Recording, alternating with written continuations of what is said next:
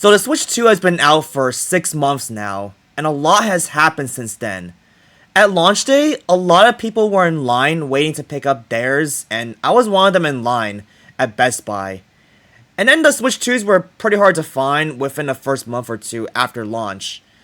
Now the question is the Switch 2 worth the upgrade from Switch 1 after 6 months later? That's all I'll be talking about in this video. I'll be reviewing the Switch 2 and see if it's worth the upgrade.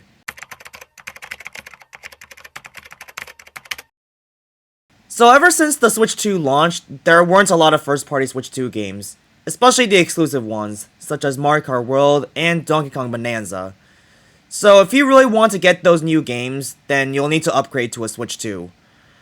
However, there are some Switch 1 games that came out even after the Switch 2's release, such as the Mario Galaxy remasters. Those games are thankfully not Switch 2 exclusive, and if you don't plan on upgrading to Switch 2 as a Switch 1 owner, you can have access to the following games. For example, in 2025, Super Mario Galaxy 1+2, Pokemon Legends ZA, Metroid Prime 4 Beyond, and there's even some more Switch 1 games coming out in 2026, such as Tomodachi Life and Rhythm Heaven. But you won't have access to the Switch 2 exclusive games and the Switch 2 Edition features. You can in fact play the Switch 2 Edition games on a Switch 1, but you won't have access to the upgrade pack features, like Jamboree TV for example. Well, it's no surprise that games nowadays are starting to get more expensive. The Switch 2 is $450, which is 50% more expensive compared to the original Switch. But if you were to buy the Mario Kart World bundle for instance, then that's literally $500, plus tax. So imagine if I told you about what the price of the new console would be at the reveal trailer back at January 16th. You would have 5 months to save up. And the thing is that a lot of these people could not afford to pay $500 for a new console, since they're most likely broke and don't have a stable income. But hopefully for you guys that you saved up in any sort of way. The Switch 2 games cost around $70 to $80, like Mario Kart World for example costs $80, and it should really be content worthy if it's gonna cost that much. And Donkey Kong Bonanza for instance costs $70, and the game even has DLC for another $20. Like honestly, I don't think the DLC should really cost that much, when all you do is go back to DK Island and play the Emerald Rush mode. I feel like it should have been considered a free DLC update, like Mario Odyssey's Balloon World for instance.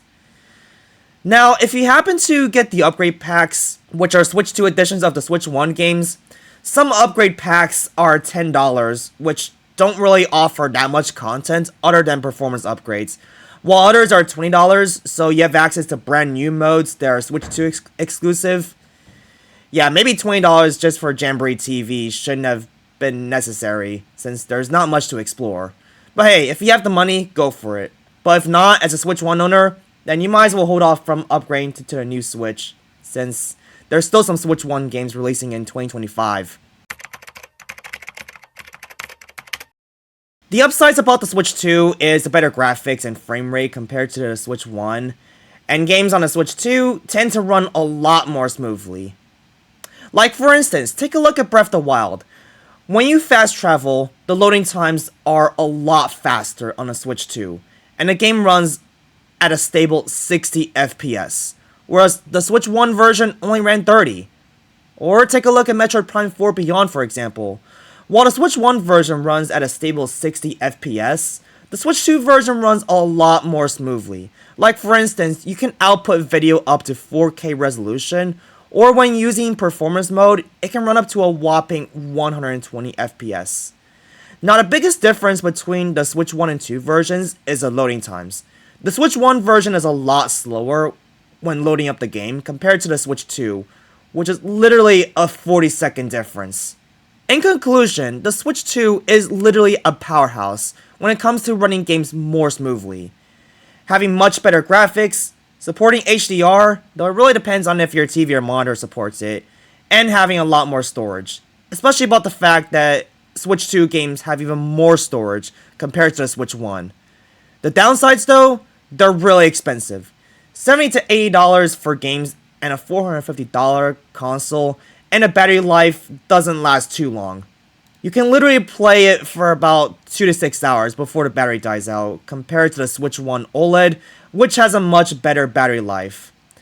Now imagine if you're a new user and you don't have either the Switch 1 or Switch 2. Which one would you choose? For me, I definitely recommend the Switch 2 because it's a more powerful handheld and the console is backwards compatible with Switch 1 games. So overall, I'd say the Switch 2 is absolutely worth your money, whether you have a Switch 1 or not and you want to upgrade. Well, despite the high prices which people have complained about online due to inflation and tariffs. But either way, I really hope you saved up enough money to buy a Switch 2. But if you're not planning to upgrade and you rather stick with your Switch 1, that's fine too. Anyway, if you guys enjoyed this video, don't forget to smash that like button and subscribe as well if you want to see more videos like this. And I'll see you all in the next one.